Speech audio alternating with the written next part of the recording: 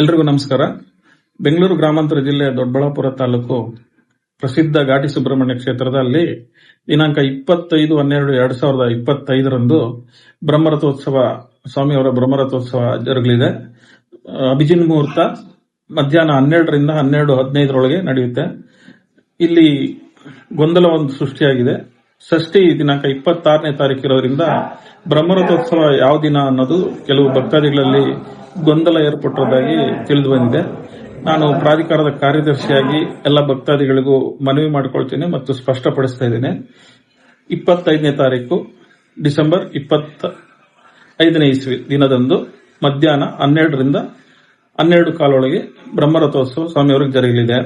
ಇದೇ ಸಂದರ್ಭದಲ್ಲಿ ಜಾತ್ರೆಗೆ ಬರುವಂತಹ ಭಕ್ತಾದಿಗಳಿಗೆ ಪ್ರಾಧಿಕಾರದ ವತಿಯಿಂದ ಸಕಲ ಸಿದ್ಧತೆಗಳನ್ನು ವ್ಯವಸ್ಥೆಗಳನ್ನು ಮಾಡಲಾಗಿದೆ.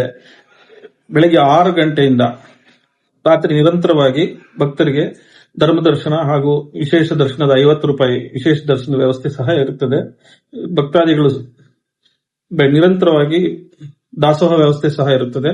ಭಕ್ತಾದಿಗಳು ಬಹಳ ಸಂಯಮದಿಂದ ಬಂದು ಎಲ್ಲ ಕ್ಯೂ ಲೈನ್ ವ್ಯವಸ್ಥೆನೂ ಇರುತ್ತೆ. ಅಂಗವಿಕಲರಿಗೆ ಮತ್ತೆ ಗರ್ಭಿಣಿ ಸ್ತ್ರೀಯರಿಗೆ ಮತ್ತೆ ವಯಸ್ಸಾದವರಿಗೆ, ಸೀನಿಯರ್ ಸಿಟಿಸನ್ಸ್ಗೆ ಬಗ್ಗೀಸ್ ವ್ಯವಸ್ಥೆ ಸಹ ಇರುತ್ತದೆ. ಕೆನರಾ ಬ್ಯಾಂಕ್, ಘಾಟಿ ಸುಬ್ರಹ್ಮಣ್ಯದ ಕೆನರಾ ಬ್ಯಾಂಕ್ ಬಳಿಯಲ್ಲಿ ಒಂದು ಕೌಂಟರ್ ಮಾಡಿರ್ತೇವೆ. ಅಲ್ಲಿ ತಮ್ಮ ಐಡಿ ಕಾರ್ಡ್ ತೋರಿಸಿ, ಆಧಾರ್ ಕಾರ್ಡ್ ತೋರಿಸಿ ರಿಜಿಸ್ಟರ್ ಮಾಡಿಕೊಂಡು ಅವ್ರ ಬಗ್ಗೀಸಲ್ಲಿ ಬರಬಹುದು. ಮತ್ತೆ ನಿರಂತರವಾದ ದಾಸೋಹ ವ್ಯವಸ್ಥೆ ಇರ್ತದೆ. ಕುಡಿಯುವ ನೀರಿನ ವ್ಯವಸ್ಥೆ ಎಲ್ಲ ಇರ್ತದೆ. ಯಾವುದೇ ಅವ್ಯವಸ್ಥೆ ಇಲ್ಲ.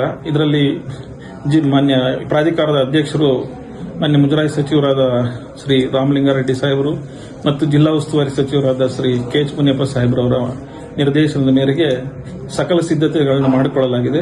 ಎಲ್ಲ ಭಕ್ತಾದಿಗಳು ದಿನಾಂಕ 25ರಂದು ಯಾವುದೇ ಗೊಂದಲವಿಲ್ಲದೆ 25ನೇ ತಾರೀಕಿಗೆ ಕ್ಷೇತ್ರಕ್ಕೆ ಬಂದು ಭಗವಂತನ ದರ್ಶನ ಪಡೆದು ಅವರ ಕೃಪೆಗೆ ಪಾತ್ರರಾಗಬೇಕಾಗಿ ಕೋರಿಕೊಳ್ತೇನೆ.